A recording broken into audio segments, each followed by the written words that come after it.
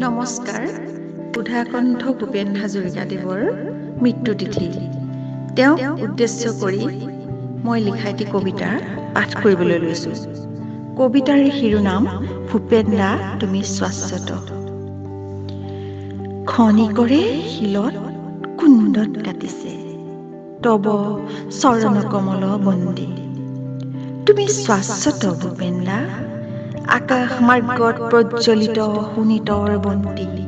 লক্ষ লক্ষ জনতাৰ তেজৰ ঘৃতাহুতি। আকাশে বতাহে নভোমণ্ডলত মাথো তোমাৰেই প্ৰতিকৃতি।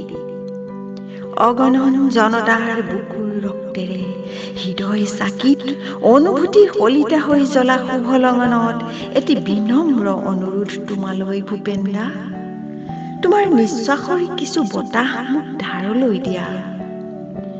তোমাৰ কাম্য আছিল মাত্ৰ এটোপাল চকুলো, কিন্তু অজস্ৰ মানৱৰ বিষাদাশ্ৰুৱে আজি মহাবাহু ব্ৰহ্মপুত্ৰক সাৱটিছে ভূপেন দা।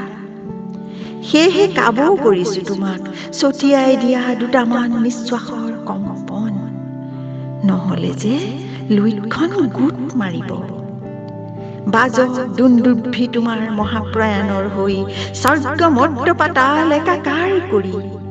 জনালে জনাওক উত্তুংগ শিখৰে তোমাক বিদায় সম্ভাষণ।